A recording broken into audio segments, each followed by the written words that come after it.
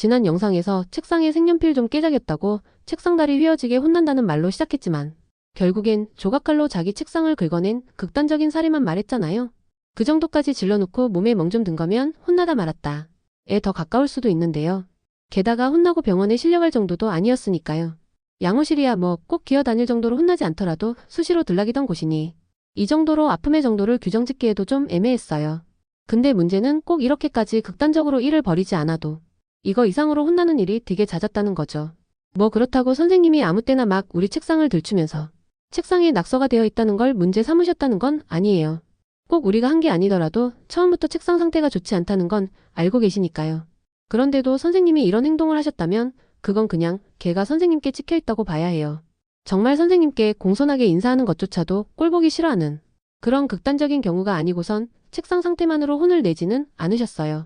단지 책상에 무언가를 끄적이고 있는 걸 실시간으로 걸리면 이건 또 얄짤없으셨어요. 뭐 꼭 대단한 낙서일 필요도 없었어요. 그저 학생이 책상 위에 책이나 공책을 올리는 것 말고 다른 행위를 한다는 것만으로도 의심의 대상이 되었는데요. 다른 학교 애한테 고백했다가 차여서 혼자 책상에 엎드려 땅을 파고 있는 애도 혼자 책상에 엎드려 뭐하냐며 번쩍 들어 올려주곤 했었어요. 우울해서 엎드려 있는 애 귀때기를 잡아 끌어올리며 연신의 뒤통수를 후려 까면서요. 이런 경우는 얘가 무슨 잘못을 했다거나 선생님께 찍힌 게 아니라 그냥 선생님 기분 안 좋을 적에 책상에 엎드려 있었던 게 잘못이라고 할 수 있는데요. 그래도 이런 경우는 그냥 쉬는 시간에 책상에 엎드려 있다가 억울하게 일으켜 세워진 경우잖아요. 근데 만약 얘가 단순히 책상에 엎드려서 우울해 있는 게 아니라 정말 책상에 뭔가를 끄적이고 있었다. 아니면 그게 아니라 공책이라도 낙서비 스무리한 걸 끄적이고 있었다. 그럼 정말 큰일이었어요. 그렇잖아도 학생들 중 누군가에게 화를 쏟아내고픈 선생님한테 걸린 거잖아요. 솔직히 선생님쯤 되면 그냥 넌 왜 눈을 깜빡이느냐는 말도 안 되는 이유로도 바닥에 엎드려 뻗치게 할 수 있단 말이에요. 이게 뭔가 잘못되었단 것도 혼날 것 다 혼난 다음에야 알게 되는 거지. 화난 선생님 앞에 서면 내가 뭘 잘못했는지 생각하고 있을 여유도 없었어요. 바닥에 엎드리라면 습관대로 엎드려 뻗쳤고 책상 위에 배를 깔고 엎드리래도 일단 선생님이 시키는 대로 했었어요. 무슨 창피한 자세가 잡힐지 생각할 여유가 없었어요. 다만 책상 모서리를 붙잡고 나서야 자세가 좀 어정쩡해서 불편하다는 것만 느끼죠. 게다가 선생님이 시키는 대로 자세를 잡았으면 선생님도 그냥 체벌만 그냥 하시면 되는데 책상이나 공책에 연하게나마 끄적인 낙서에 그렇게나 집착을 하세요. 학생이 공부해야 하는 책상이나 공책에 헛짓거리를 한다면서요. 그때는 엄연히 쉬는 시간이었는데도요. 그리고 공책이라고 하지만 쓰고 버리는 연습장이라고 그걸 달리 보지 않으셨어요.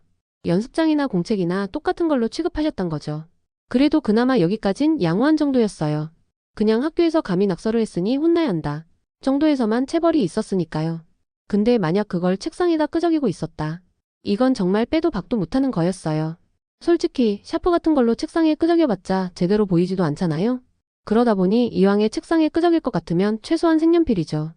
유성 매직 같은 건 감당이 안 될 것 같았으니 그보다 좀 연한 걸 사용한대 봐야 어쨌건 눈에 잘 띄는 걸 사용하게 마련인데요.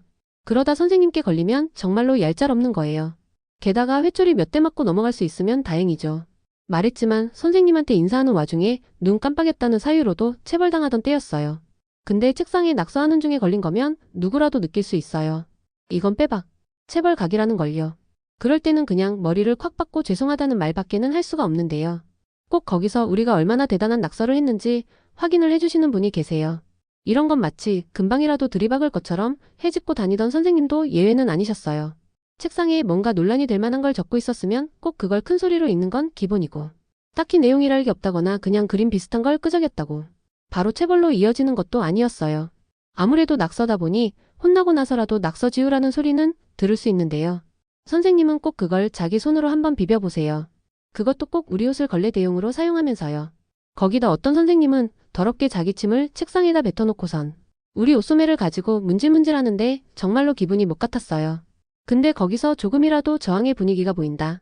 바로 뒤통수 몇 대쯤은 대차게 갈기세요. 그리고 바로 회초리를 드세요.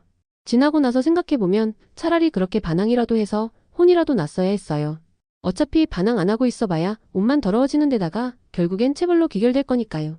근데도 당시엔 선생님이 한번 버럭하는 게 무서워가지고 선생님이 화내면 무슨 큰일이 나는 줄 알고 더럽게 선생님의 침으로 범벅이 된 책상을 자기 옷소매로 자진해서 문지르는 경우도 많았어요. 물론 그런다고 선생님의 화가 풀릴 리가 없었죠. 우리가 마지못해 문지르는 것도 선생님 마음에 들 리가 없었어요. 그러니 결국 선생님께 팔이 잡혀서 억지로 책상을 문질러야 했어요. 그렇게 기분은 기분대로 상했지만 선생님의 기분이 풀어지는 데는 역부족이었어요. 결국 선생님의 화는 체벌을 마치고서야 겨우 풀어지는 시기였으니까요. 그렇게 처음부터 끝까지 선생님의 흐름대로 이끌려가면 무엇 하나 나은 게 없었어요. 옷은 옷대로 다 더럽혀지고 선생님 기분 따라 걷어차여서 넘어지기는 하겠죠. 그러면서도 선생님은 넘어진 애한테 바로 회초리를 들이밀지는 않으세요. 어쨌건 손에 든 회초리를 휘두르는 거니까 자세는 잡으라 이거죠. 얼굴 시뻘개진 선생님이 하는 말 중에 제일 알아듣기 쉬운 게 당장 엎드려 뻗치라는 말이었어요. 간혹 일어서라는 말을 잘못 알아들어서 바닥에 엎드리는 경우도 있긴 한데 그것도 선생님한테 한번 걷어차이고 나면 고쳐지기는 했어요. 물론 걷어차이고도 여전히 바닥에 엎드려 뻗쳐 있으면 한 번 더 걷어차이고 끝이죠. 물론 자리에서 일어선다고 좋은 건 아니었어요. 말했지만 그렇게 선생님께 한번 잡힌 상태에서는 체벌이 들어가지 않고는 끝이 안 나니까요. 결국 다시 머리끄덩이 붙잡혀서 허리가 90도로 꺾여서 책상에 엎어지게 되었어요. 이쯤 되면 선생님이 따로 지시를 하지 않더라도 어떤 자세를 취해야 할지 알게 돼요. 그저 내팽개쳐진 책상을 꽉 붙잡고 어떻게든 버텨야 했어요. 체벌은 최대한 선생님 취향을 반영하는 쪽으로 집행되었으니까요. 이렇게 진행되는 체벌은 항상 살벌하게 진행되었어요. 제가 만약 걔 입장이라도 도무지 견딜 수 없을 것만 같아도 다들 어떻게든 그 순간을 몸으로 다 감당하곤 했어요. 걔가 아무리 평소 맷집이 저보다 약한 애라고 할지라도요. 그 말은 저도 그 상황에서 버텨진다는 말도 되는데요. 항상 그런 건 아니었어요. 만약 제가 걸려서 선생님께 그렇게 혼나는 상황이라면 도저히 못 버텼을 거예요. 걔가 버텼던 건 순간적으로 무슨 맷집이 올라갔다거나 한 게 아니라 순전히 당시 분위기 때문에 버텼던 거거든요. 고작 체벌 한 번 당하기까지의 과정이 그토록 험난하면 머릿속이 하얗게 변하는데요. 그땐 정말 아프다는 감각이 아니라 생각으로만 전해지는 기분이에요. 몸의 감각은 아예 마비되는 듯한 기분이죠. 혼나서 아픈 것보단 화난 선생님 앞에서 혼나는 게 더 무서운 상황이 되어버리는 거죠.